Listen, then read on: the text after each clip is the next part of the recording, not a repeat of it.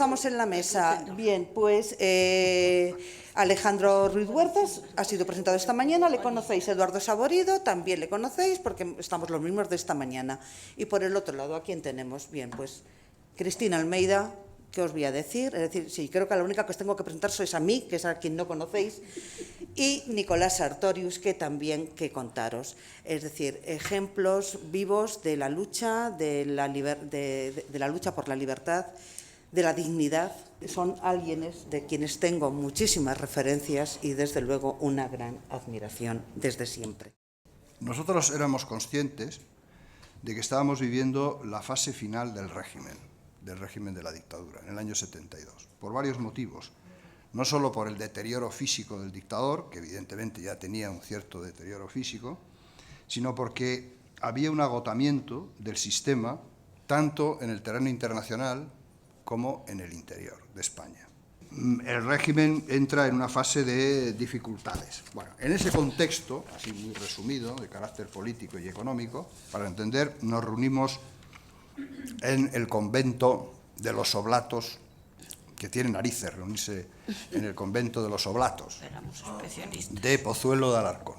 El contenido político de la reunión fue el famoso documento sobre la unidad del movimiento de masas. Es un documento de 11 folios y 23 tesis. Evidentemente este era un borrador, no era un documento terminado, precisamente lo llevamos ahí para discutir. Hubo críticas, había críticas al documento, algunas, por ejemplo, que no ponía suficiente énfasis en los cargos legales, era una de ellas. Otra era que tenía que tener un carácter más sindical. Por ejemplo, los catalanes decían, tiene que ser más sindical, menos sociopolítico, menos tal. Porque ahora leído suena un poco revolucionario, pero bueno, suena un poco revolucionario. Pero en algunas cosas teníamos toda la razón. Y luego había quien decía que parecía que había una oposición entre el PC y Comisiones Obreras, una cierta rivalidad. Otros decían que había que ir más a los objetivos actuales. Los vascos decían que había que tratar el tema nacional. Bueno, había ciertas cosas que lógicamente eran para discutir en esa reunión si hubiéramos tenido tiempo y si la policía no hubiera llegado y hubiera desbaratado. Bueno, ¿qué quedó del documento? El documento, como el PC no quería saber nada de este documento y lo criticó bastante duramente, el Congreso, no, sin mencionarlo, por supuesto, pero bueno, ese documento quedó ahí. Lógicamente hizo su camino luego en los estatutos de comisiones y en lo que era comisiones, en la definición fundamental de comisiones, pero había un punto que también se mencionaba, que luego fue la clave de todo, claro, que yo creo que se ha mencionado también esta mañana, y es que todo depende en esta vida de la relación de fuerzas. Y éramos ignorantes en muchas cosas, pero de relación de fuerzas lo sabíamos todo. Éramos artistas de la relación de fuerzas. Muchas veces nos han dicho, pero bueno, ¿y cómo no pedís no sé qué? ¿Cómo no hicisteis la República? ¿Y cómo no trajisteis no sé qué? Claro, yo me les quedo mirando y digo, este nunca ha puesto en una pizarra las cosas. Bueno, el tema está en que la relación de fuerzas es fundamental. Y la relación de fuerzas jugó su papel en la forma como se dio la salida de la dictadura. Pero ese documento, y luego toda la tradición de comisiones obreras, posterior, con primer congreso, cuando ya salimos a la legalidad y todo eso, tuvo una gran virtud, y es que mantuvimos esa independencia del sindicato, y después, cuando el Partido Comunista entra en crisis, pues no arrastra a comisiones obreras, que eso es fundamental, decisivo, porque una crisis tan tremenda como la que vive el Partido Comunista, si comisiones obreras hubiera sido un apéndice, hubiera sido un elemento del PC, pues se lo hubiera llevado la trampa, ¿no? Y sin embargo, no solo no ha sido así, sino que sigue siendo el primer sindicato de España. Por lo tanto, alguna cosa, aunque sea menor, en este caso no menor, no lo hicimos mal. En nuestros análisis teníamos 4 opciones de salida de la dictadura. 4. Una era la continuidad, se podía haber producido la continuidad. La segunda era lo que podíamos llamar y lo que se llamó una dicta blanda, que es lo que intentó Arias Navarro, es decir, unos legales, otros no legales. Se habló de la legalización de ciertos partidos. El espíritu del febrero ese fue menos, eso ya no fue ni dicta blanda, eso era dictadura. Luego hubo intento de decir, bueno, pues por ejemplo, podemos legalizar al Partido Socialista, a la UGT, pero el PC no, comisiones obreras no, lo intentaron, si queréis luego os cuento los detalles, porque yo estuve metido ahí en eso, de cómo se legaliza comisiones y cómo se legaliza eso. Y luego, esa es una dicta blanda, unos dentro, otros fuera, lo que llamaba un jefe de los servicios secretos, el coronel San Martín, llamaba la salida turca, pues estaríamos como Turquía, la salida turca. Luego había una tercera opción, que es lo que yo creo que más o menos ha salido, que era una democracia tipo europeo, y luego había otra, que si hubiera habido una ruptura más fuerte, que hubiera sido una democracia tipo europeo, pero más avanzada en el terreno económico y social, que esa es la que no se dio, es decir, que los poderes económicos, sociales y, digamos, del Estado permanecieron. Es decir, que de esas 4 opciones, evidentemente nosotros queríamos la cuarta. La relación de fuerzas nos dejó en la tercera. Es verdad que todo lo que ha explicado, porque yo no estaba en eso, pero estuvimos en el juicio, que esta caída, que parecía un golpe muy duro, pero también fue un golpe a la dictadura, fue un golpe a toda la falta de libertad que había en el franquismo, fue un golpe a la salida a Europa, porque la solidaridad con el 1001, que se llamaba la solidaridad de los 10 de Carabanchel, estuvo en todo el mundo. Yo recuerdo que el día del juicio, las colas que hubo para ese juicio llegaban desde la Salesa a la Plaza de Colón y daban la vuelta por allí. Y entramos a las 9 de la mañana, pues todos preparados, ya sabíamos lo que iba a decir, el mitin que iba a soltar uno, el otro, tal, todo muy preparadito, muy bien y todos muy puestecitos.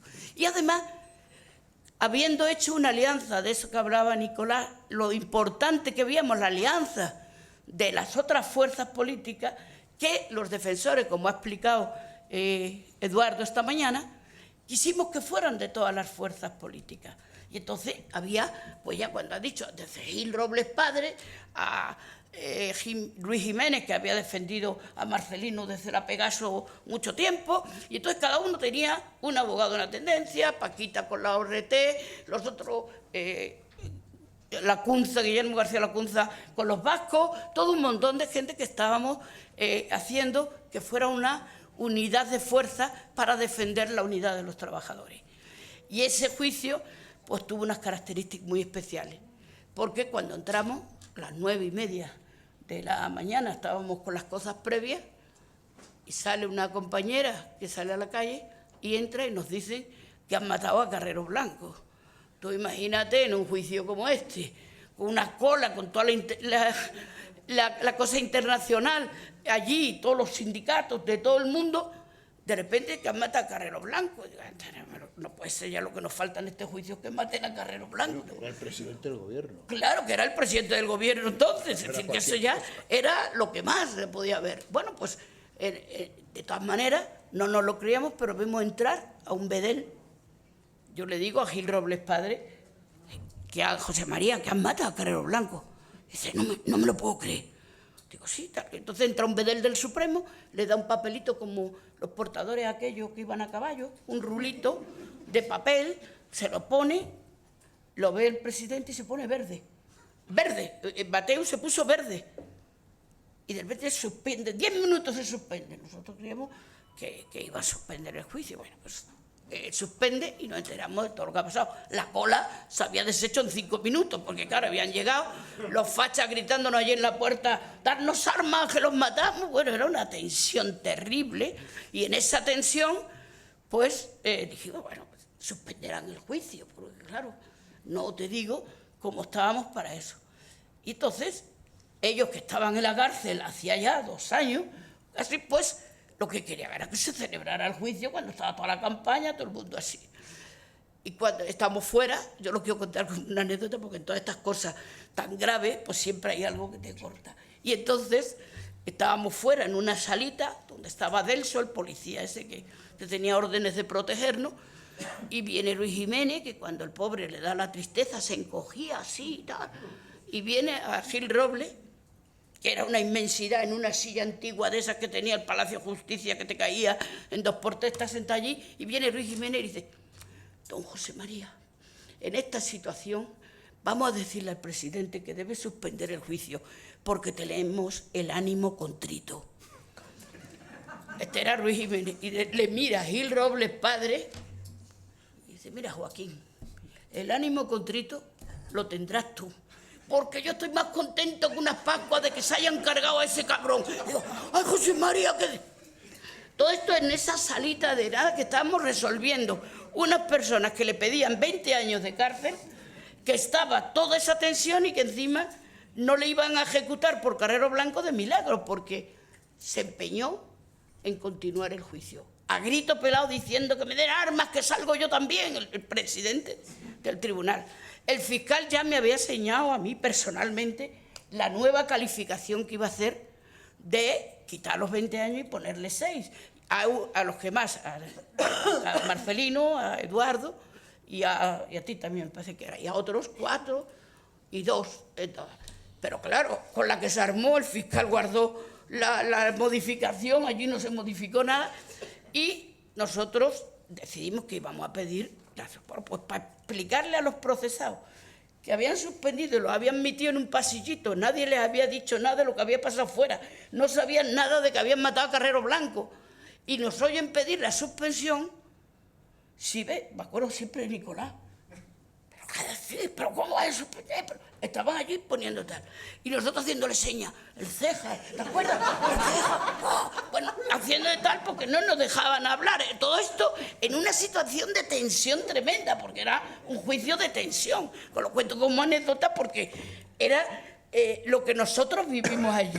Bueno, pues al final, claro, lo entiende y se da cuenta que han matado a Carrero Blanco y suspender porque vamos, y nos salimos aquí esposados, pero directamente para la horca, vamos, porque no sabíamos qué podía pasar. Y nos chupamos un juicio rodeado de todos los fachas en la plaza de Colón, con Tarancón al paredón, porque la iglesia se había movido, como ha dicho Nicolás, y entonces iniciaba otra etapa con Tarancón y tal. Los fachas haciendo funerales allá al lado, y nosotros poniendo a Marcelino, le cambiaban de fila y le ponían en la primera porque se pensaba... 3 días. 3 días, sí, claro. Nos pasamos allí 3 días, pero poniendo a Marcelino, cambiándole de pasillo. Porque si entraban por detrás a matarle, que no le dieran, digo, pues le darán a los de la segunda fila. Pero era todo así, nos sacaban por los túneles de los calabozos a los abogados cuando nos íbamos para que no nos pescaran los fachas. Y a mí me decía Delso, tengo órdenes de acompañarla a su casa. Digo, mire, no sé si es mejor que me vaya sola, porque no necesito protección de ese tipo. Y entonces, en la tensión, él dijo que no se suspendía y celebramos un juicio de 3 días, ya te digo, con una tensión plena. Y también debo destacar que cuando ya se tiene que celebrar en los informes, pues todo el mundo decía, ha habido un magnicidio, hemos enterado en este juicio de la muerte de tal cual, cada uno decía lo que quería, y llega Gil Robles padre, y dice, he tenido conocimiento en este juicio de un hecho terrible. Me he enterado de la muerte de un conductor de automóvil. Y no dijo nada de Carrero Blanco, sino del chofer que murió. Tú imagínate la tensión aquella. El Mateo estaba que se lo comía y nosotros allí saliendo por donde podíamos cada uno para intentar repeler, pero haciendo una situación en la que todo aquello y todo el mundo se enfrentó a todas las cosas en aquel juicio.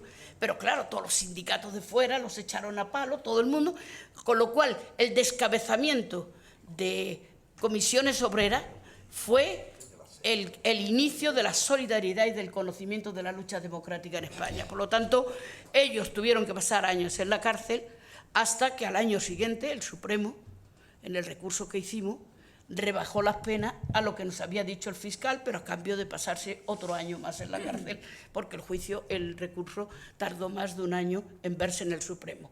Y entonces ya pusieron en libertad algunos cuantos y los otros salieron cuando vino el indulto aquel del rey del 75, me parece que fue, y entonces salieron de la cárcel y otros salieron con la amnistía, porque era cuando salieron la gente de la cárcel, que todos dicen que eso era para perdonar a Franco, y de verdad en la cárcel no había nadie de Franco, lo que estaban eran todos los compañeros nuestros que estaban encerrados en las cárceles como presos políticos. Entonces, ahora, ¿cuál es la sensación que tengo? Yo siempre he tenido una sensación de grandeza democrática, de lo que cuesta la libertad, de lo que ha costado la vida, de lo que ha costado a la gente el ir consiguiendo estas cosas, y cómo ahora la gente ha olvidado todas las cosas. La historia no se conoce. Hacemos este curso y la gente no conoce lo que ha pasado aquí, no conoce la historia de nuestra democracia, no conoce la historia de la represión. Y yo ahora que me veo que hemos luchado por la democracia, que ahora tenemos que luchar por la democracia, porque en base a derechos democráticos, como puede ser en este momento la mayoría absoluta, que es un derecho democrático, todos te pueden votar, pero según cómo la ejerza puede ser el absolutismo. Y estamos viviendo, en vez de democracia, absolutismo. Y en vez de saber que los derechos conquistados son derechos de todos, no del señor Rajoy, pues ahora nos encontramos que vamos a tener que luchar otra vez por las mismas cosas y que para el futuro vamos a tener que hacer las mismas cosas. No las mismas cosas en una dictadura, pero las mismas cosas para conseguir lo que nosotros queríamos, que es un estado de justicia social, de igualdad, de fraternidad, de todas las cosas que quieran, pero sobre todo uno en el que todos podamos vivir y no como ahora, que lo único que quieren es que vivan unos cuantos. Y me parece que si el presente ya, el futuro, pues también va a ser un futuro de lucha por la democracia. Y creo que nadie debíamos dejar de ver esa situación. Yo tengo 2 cursos este año.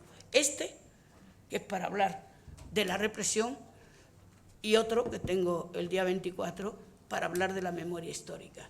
Porque si se olvida la memoria histórica, si no se reconduce los valores que dan la igualdad, la lucha, las muertes y todo eso, nosotros no estamos profundizando en la democracia, sino que la estamos vaciando de contenido. Y por eso, ahora que todo el mundo quiere olvidar, nosotros tenemos que recordar. Y por eso estoy dispuesta a seguir luchando por la democracia y a seguir luchando contra el olvido. Gracias.